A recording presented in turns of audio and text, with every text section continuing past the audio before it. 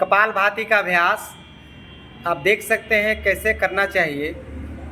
सिद्धासन, सुखासन या पद्मासन में बैठकर हम दोनों हथेलियों को ध्यान मुद्रा में लगाकर, जिस प्रकार आप देख रहे हैं मैं हथेली को दिखा रहा हूँ, एकदम जब अंगूठा और तर्जनी के अग्रभाग को मिलाएंगे तो एकदम रिंग जैसा हो जाएगा और बाकी तीनों अंगुलियों को हम सीधा कर लेते हैं और दोनों हथेलियों को आसमान की तरफ सीधे ऊपर की ओर खुला छोड़ते हुए हम दोनों हथेलियों को अपने घुटना के ऊपर रख लेते हैं। केवनी को मैं दिखा रहा हूँ कैसे मुड़ा हुआ है और पूरा पीठ एकदम सीधा है, गर्दन भी सीधी है, आंखें बंद हो और बंद आंखों से उगते हुए सूर्य या चंद्रमा देवता को देख करके और लगातार कपालभाति यानी सांस को हम झटके से छोड़ेंगे और अपने आप सांस अंदर भर जाता है। इस क्रिया का नाम है कपालभाति। ये विशेष करके बहनों के लिए कील मुहासे, दाग धब्बे और आँखों के नीचे झाइयाँ छाइयाँ आ जाती हैं, उनके लिए बहुत ही ज़बरदस्त अभ्यास है कपालभाति।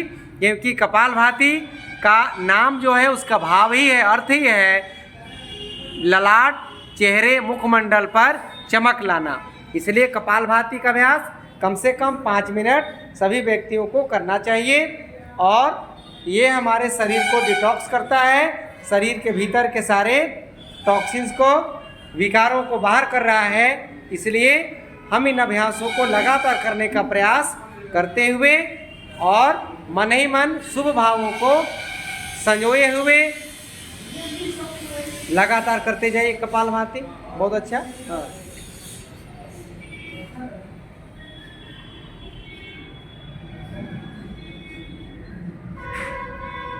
बहुत अच्छा।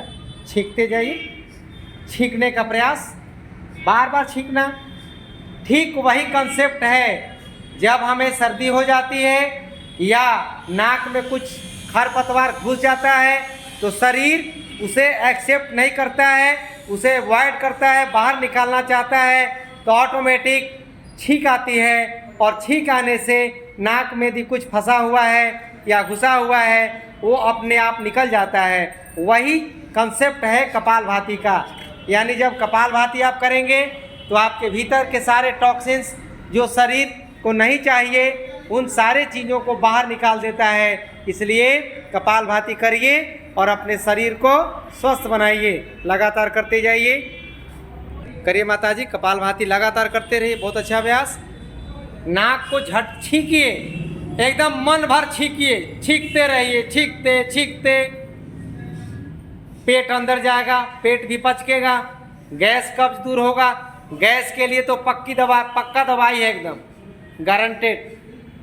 वायु विकार के लिए कपालभाति का अभ्यास लगातार करना है, निरंतर करना है। कम से कम 5 मिनट से 15 मिनट का यह अभ्यास होना ही चाहिए। लगातार करते जाइए और मन की दशा को भी आपको संवारना है, उसे भी अच्छे रास्ते पर अच्छे विचारों के साथ जोड़ करके कपालभाति हम कर रहे हैं। इसलिए आपको निश्चित रूप से लाभ होगा। आप देख सकते हैं किस प्रकार बच्ची कर रही है कपालभाति। ऐसे छोटे छोटे उम्र के बच्चों को यदि योग सिखा दिया जाए, प्राणायाम सिखा दिया जाए तो भारत देश को बदलने में देर नहीं लगेगा। देश की दशा और दिशा बदलने में ज़्यादा समय नहीं लगेगा। यदि एक दिन में पूरा देशवासी योग करने लग जाएं, पूरा परिवार, सपरिवार, तो देश को अच्छे मार्ग पर, इस देश से व्याभिचार, गलत कार्य को मिटने में देरी नहीं लगेगी। इसलिए आपसे निवेदन कि पूरे जोश और उत्साह उमंग के साथ कपालभाति नियमित रूप से करना चाहिए और करने का प्रयास करना चाहिए। अपने बच्चों को, अपने पूरे परिवार के सदस्यों को इसे ज़रूर बताइए, ज़रूर सिखाइए और वो स्वस्थ रहेंगे। एक बार ब्रिजमोहन योग चैनल को सब्सक्राइब, लाइक, कमेंट्स और शेयर करेंगे।